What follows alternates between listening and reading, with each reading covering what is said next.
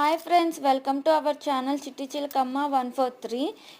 నా ఛానల్ కానీ first time చూసినట్లయితే like and share and subscribe చేయండి ఫ్రెండ్స్. ఈరోజు నా టాపిక్ వచ్చి సాంబార్ రైస్ ఎలా చేయాలో చూద్దాం ఫ్రెండ్స్. నేను ఒక గ్లాసు బియ్యానికి అర గ్లాస్ కందిపప్పు తీసుకొని శుభ్రంగా కడిగి దానికి ఎసురు నీళ్ళు పోసాను ఫ్రెండ్స్. తర్వాత చింతపండు కొద్దిగా నానేసాను ఫ్రెండ్స్. నా దగ్గర ఉన్న వెజిటేబుల్స్ అన్నీ తీసుకున్నాను ఫ్రెండ్స్.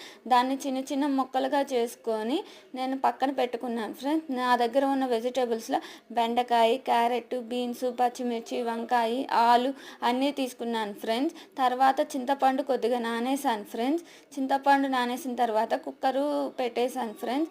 చింతపండు గుజ్జులో నేను గరం మసాలా ఉంటే గరం మసాలా, కొద్దిగా పసుపు, కొద్దిగా ఉప్పు, కారము అన్నీ కలిపి దాన్ని మిక్సింగ్ చేసి గుజ్జులో కలిపాను ఫ్రెండ్స్. దాన్ని బాగా స్పూన్తో కలదీస్తూ ఉంటే మనకు కావాల్సినవి అన్నీ బాగా మిక్సింగ్ అయ్యేది ఫ్రెండ్స్. మిక్సింగ్ అయిన తర్వాత దాన్ని పక్కన పెట్టుకోవాలి ఫ్రెండ్స్.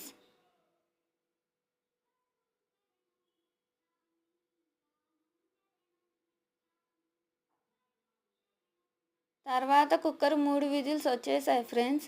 3 విజిల్స్ వచ్చిన తర్వాత బాండీ పెట్టుకొని దానిలో ఇప్పుడు మనకు కావాల్సినవన్నీ ఎలా చేయాలో చూద్దాం ఫ్రెండ్స్.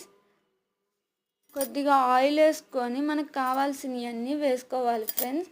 నేను ఇప్పుడైతే ఆయిల్ వేసేసాను.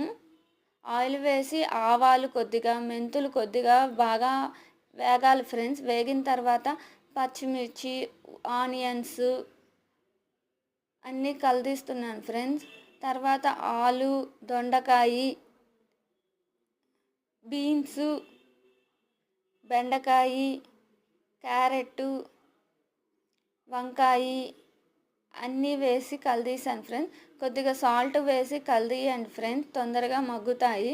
ఇప్పుడు మనకు కందిపప్పు అయిన రైస్ వచ్చింది కదా ఫ్రెండ్స్, దాన్ని పక్కన పెట్టుకోవాలి. ఇప్పుడు మనం చింతపండులో కలిపిన మిక్సింగ్ ఉంది కదా, దాన్ని వేసి కలపాలి ఫ్రెండ్స్. ఇప్పుడు మనం రైస్ అవి దాంట్లో వేసి కలిపేయాలి ఫ్రెండ్స్. కలిపిన తర్వాత మనము ఒక పక్కన గ్లాస్తో కానీ గిన్నెతో కానీ నీళ్ళు కాగబెట్టుకొని 2 గ్లాసులు వాటర్ పోయాలి ఫ్రెండ్స్. ఎందుకంటే రైస్ కొద్దిగా గట్టి పడిపోయింది కాబట్టి ఇప్పుడు హాట్ వాటర్ కలపాలి ఫ్రెండ్స్. హాట్ వాటర్ గోరువెచ్చగా చేసుకొని ఆ వాటర్ కలిపిన తర్వాత రైస్లో వేసి కలదీసిన తర్వాత దానికి తగ్గట్టు కొద్దిగా సాల్ట్, పసుపు వేసుకోవాలి ఫ్రెండ్స్. తర్వాత దానికి కొత్తిమీర వేసుకొని లాస్ట్లో కొత్తిమీర కానీ గార్నిష్ చేసుకొని తర్వాత లాస్ట్లో నెయ్యి వేసుకోవాలి ఫ్రెండ్స్. నెయ్యి వేసుకుంటే చాలా బాగుంటుంది ఫ్రెండ్స్. ఇదే ఫ్రెండ్స్ నేను చేసిన సాంబార్ రైస్. మీకు నచ్చినట్లయితే మీరు చేసి ఎలా ఉందో చెప్పాలి ఫ్రెండ్స్.